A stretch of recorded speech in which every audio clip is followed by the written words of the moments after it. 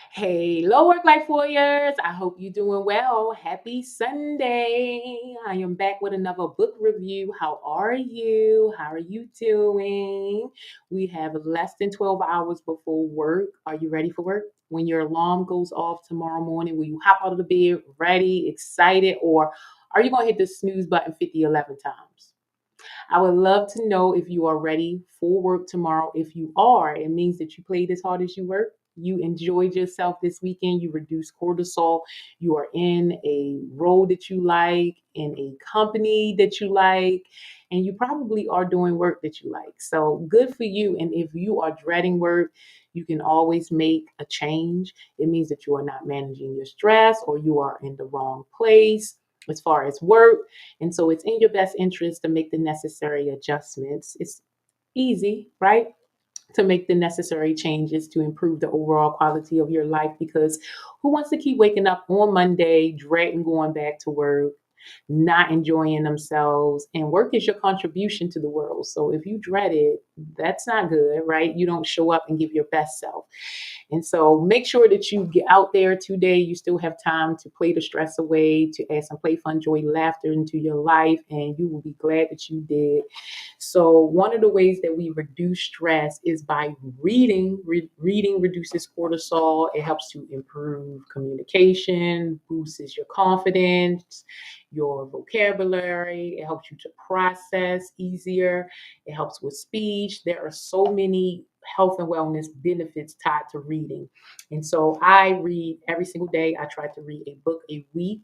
And what I've been doing recently is bringing you videos on the topics that I think that you need to improve the overall quality of your life. And so I read last year Unstressable, and I have been reviewing this. As you can see, I have all these tabs, and I am going to go through and talk about all of the information that it triggered for me. I want to share it with you because I'm more than sure it will be beneficial to you. And so this is, I think, part 7. All right, and so we are going to start with page 32. I have 2 on this page, but I'm only doing 1 per video. And so this is on page 32. It's under non-standard operating procedures. And it says, as an engineer, I learned that in order to understand a machine fully, I needed to observe its performance in all its possible scenarios. I'll call that a 4-circle simulation. A well-designed machine, say you're a mobile phone, will perform as expected as long as it's operating within the environment in which it is intended to operate. Put that in extreme heat or extreme cold, or fill its memory with garbage data, and it will end up behaving very differently. It will be our task to identify these odd situations that get our stress machine to malfunction and observe how we behave as a result. So, absolutely, I want to talk about this in a sense of like, what is our being, right? When you think about when we came into this world, what are children naturally? We know that they are naturally curious and open and optimistic, but what are adults? Are they naturally curious, open, and optimistic? So, somewhere between being a child and adulthood, you lose your curiosity, your openness, your wanting to learn. You just now are surviving when kids really focus on thriving. So, if your, you know, mind, which is filled with, or your body has a mind and your mind can imagine anything at any time, why do we no longer use it in that capacity? Why do we no longer use it at all? A lot of people don't use their imagination. And if they are using their imagination, they are projecting negative experiences, feelings from the past, or thinking about the future. So we use our imagination in such a negative way. And that is not how children use their imagination. They use it to solve problems, to understand the world, to bring fun, play, joy, variety to their life. And it is not what we're doing as adults. Our biology doesn't change it matures, but it doesn't become something completely new because we are adults. So we are still children. We are neotenous, which means forever juvenile, and it means that we could benefit from play until we transition, right? And so if we are not playing, which is a biological need, we have four biological needs: food, water, sleep, sex, and play. And if we are not hitting these biological needs, then we are not operating our body the way that it is meant to operate. So children focus mostly in play. Curiosity, openness, learning, creativity is focused in play. But as we grow up, we move away from play and focus on SOPs, norms, conformity to get through. And we're less like how we're supposed to be. We are not operating the way that our body should operate. So we're not operating in high efficiency because we stop using our machine the way that it is meant to be used, right? And so where we should be playing, enjoying ourselves, work should be an extension of play. A lot of us feel trapped, obligated. We feel a sense of dread. They talk about children laughing between 300 times a day, sometimes between 300 and 500 times a day, and the human adult may laugh 15. Now, I don't know about you. That must be a very funny person who lives in a very funny world, but I can go days without laughing if I am not intentional. So laughing 15 times a day, I'm a laughter yoga coach. I laugh every single day because of work. Outside of that, a chuckle, a grin, a smirk, a smile is not really a laugh. I'm talking about a deep belly laugh. Kids laugh from their belly every single day, 300 to 500 times a day, and we barely laugh, right? We do, children do what makes them happy, bring them joy. They are creative and innovative, and they want to take control over the situation in a very playful and loving way, right? If you ever play with a kid, their rules are not rigid. They make them up as they go. They'll be like, okay, we're playing grocery store. And then you'll ask the rules. That's your adult mind. What are the rules? And they'll give you some rules once y'all start. And as you're playing, they will completely rewrite the rules. They will add things, take things away. They live in the moment. They play for the sake of playing. They also use play to solve problems and to understand the world around us. And we stop doing that. All we're doing is work, work, work. Work is not an extension of play for us. If you think about the very first person that did the thing that is the norm now, it was play for them. So the very first person who created a clock, they did not do it because they had to clock in, work 8 hours a day, make a paycheck to survive. They were tinkering, they were playing, having them a good time, trying to figure out things, trying to solve a problem. And in playing, they contribute to the world, right? They created a whole line of work for other people because they were playing. So work should be an extension of play. It's the same thing for everything. The person who created fashion or technology or the first technology, or nail polish or houses. Well, not really houses, but like the things that go inside houses, like washing machines and air conditioning. That person was engaged with life, playing with life, and they thought, I can solve this problem. And they had to enjoy the process to keep going. As an entrepreneur, if you are not enjoying what you're doing, you just don't make it through. And so I've been in business 10 years. Businesses don't tend to make it after 3 to 5 years. It is because they are in business and they're doing it to make money or, get a certain amount of freedom, but what they're not doing is playing. It doesn't feel like play to them.